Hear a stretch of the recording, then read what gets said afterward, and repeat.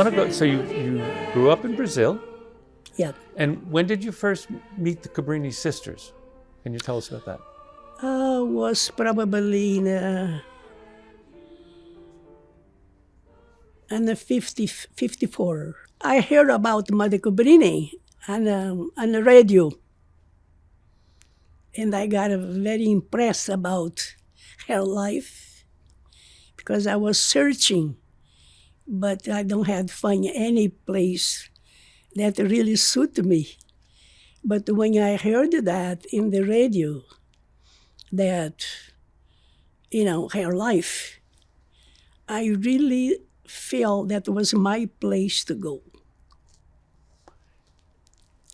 And tell me. You told me earlier, you were working when this happened. What? Tell me. Yes, I was working. Look like helping the church, half time in the work, part time, and my family. My mother was very happy, but my father don't want me to come. Tell me about that. And I have to wait about a year after that, And the priest that I work with told me that he was going to investigate who was those sisters and who was Mother Cabrini. And he went to Rio de Janeiro, and he was very impressed with the sisters and the life of Mother Cabrini, And he was the one that helped me to get there, to get with the sisters. Is there any one or two reasons to you that you entered? I mean, you said you were searching.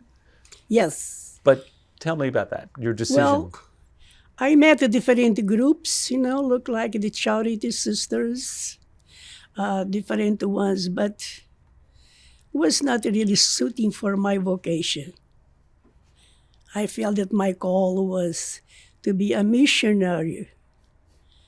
And that's what impressed me when I find out Mother Cabrini was a missionary sister of the Sacred Heart. And that was, for me, that's it. What did you, in your head, what was Cabrini's charism at that point in your life? Did you know? Well, the priest, the Monsignor, when he went to Rio, he met the sisters. And he had a long talk with them, And he felt that was the charisma that I should go to. And, like I say, I felt that missionary sisters of the Sacred Heart, that was for me. So now, in your life today, how do you think about that charism? Well, I feel that I have made the right choice. I have been in the order for 62 years, and I don't have any regret. If I have to do all over again, I do. I would like to be able to say that about my life when the time comes, okay? And so, but this life involves living in community. Tell me about that. From the first day that I entered, look, I have been all different communities, different countries. And each time you change, there is something that you have to give in, You take in and you give in. And this is, I think, is the most I could explain about the community life. Is it all prayer or all work? Or? Work, prayer, maybe stay up all night, maybe many times. Look like I was a nurse also, and I have to be on call Look like I don't know what time of the day or the night they call me. The night, because I work during the day. But I was on call during the night. And sometime I have been called twice, 3 times for emergency, you know. And was a no way for me to grow. Say, life is not the same every day. And you have to adapt to the situation. So you talked a little bit about healthcare. So how does your role as a Cabrini sister fit with your life as a nurse? Well, I always was thinking about, because even with the priest, we take care of the sick that they call St. Paul's communities. That is a people that don't have any help, don't have a family, and we sometimes spend even the night with them. That was when I was home. Okay. Sometimes we have to spend the whole night, and we have to help to provide the medical, the food, the spiritual for them. So and that was was not working in a healthcare, but was healthcare. And when they asked me to go, I was a little skeptical because the language, I have just come to this country. But with the grace of God, I did. Is there any way did you have to pray for help with the language? What did you do? Yes, yeah, we have help, yeah. Mm-hmm, yeah. And the sisters was very supportive. And that's make lots of difference. So you overcame the language barrier. Yes. Well, some. Oh, very good.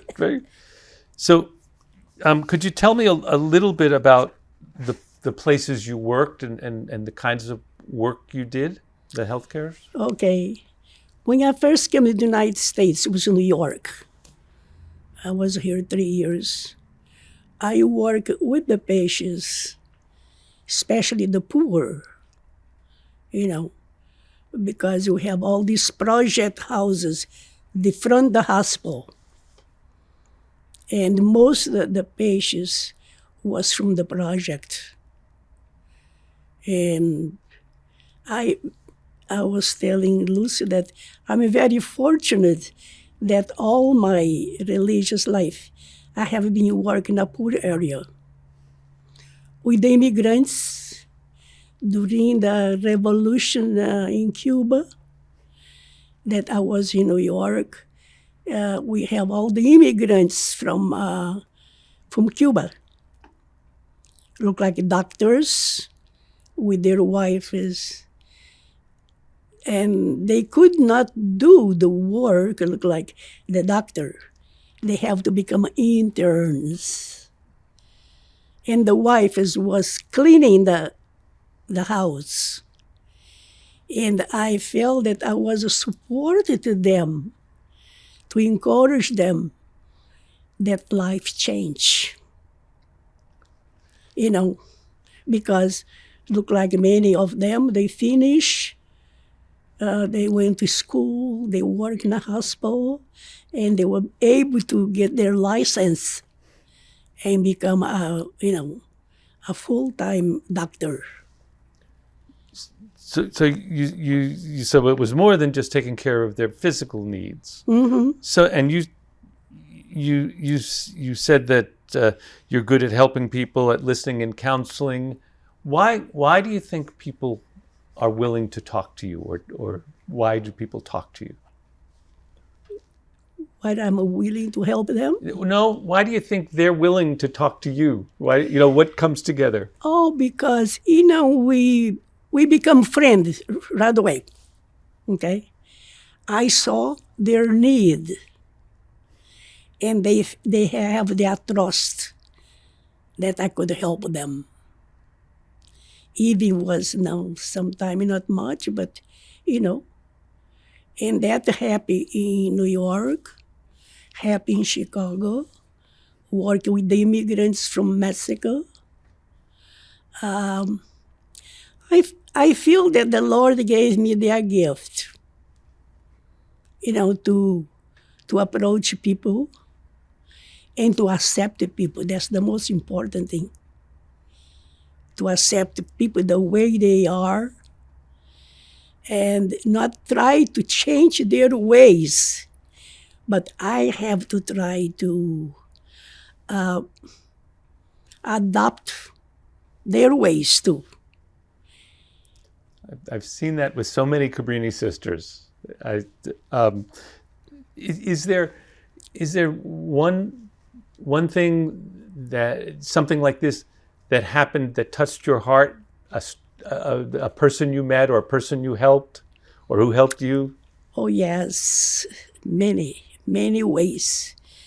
Because when I worked in a hospital, I saw mothers lose their baby.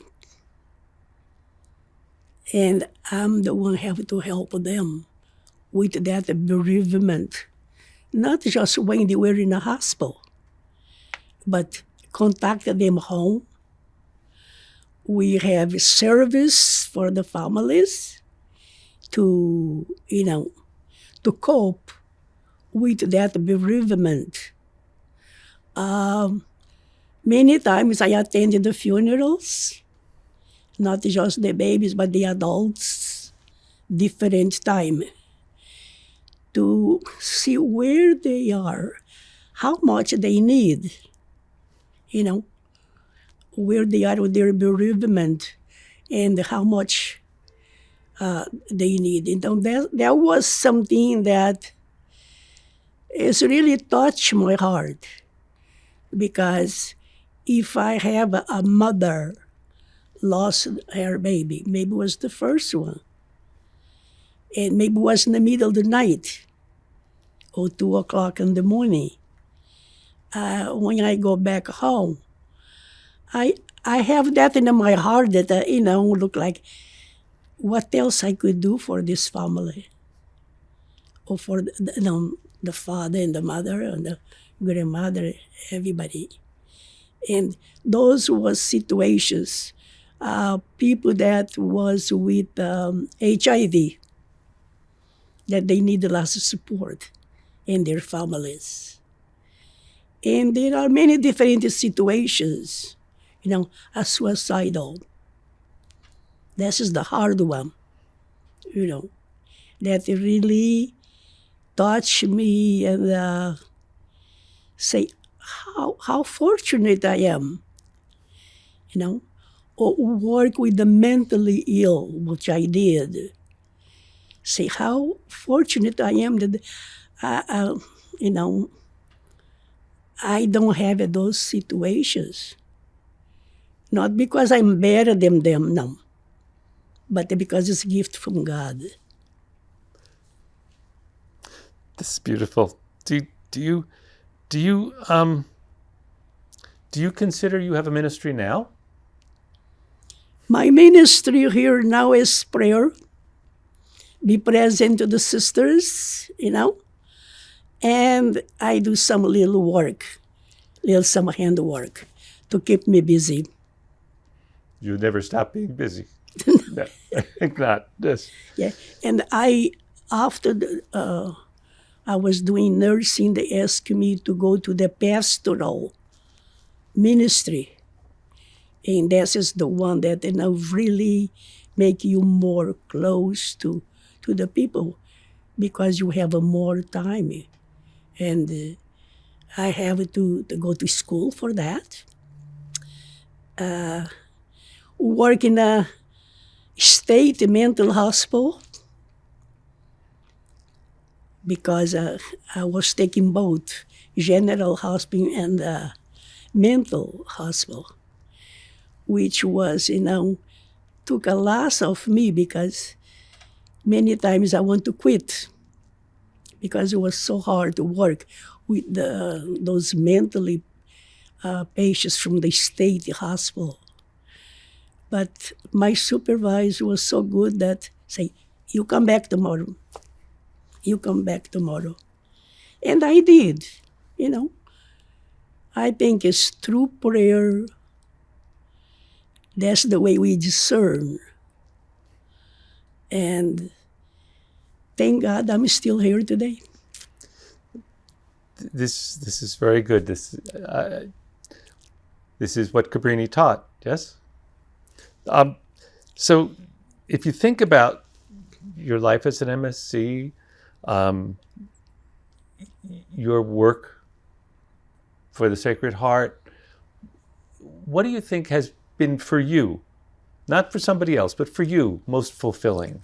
I feel very fortunate that from the time that I came to the United States, I have been working with immigrants and the poor.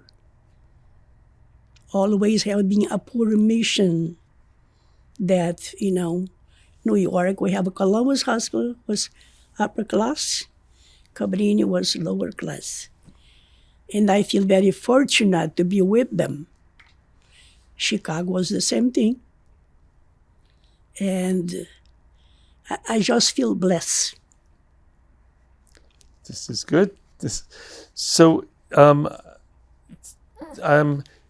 I wonder if a young woman came to you now, and what advice would you give her about the religious life or about the MSCs?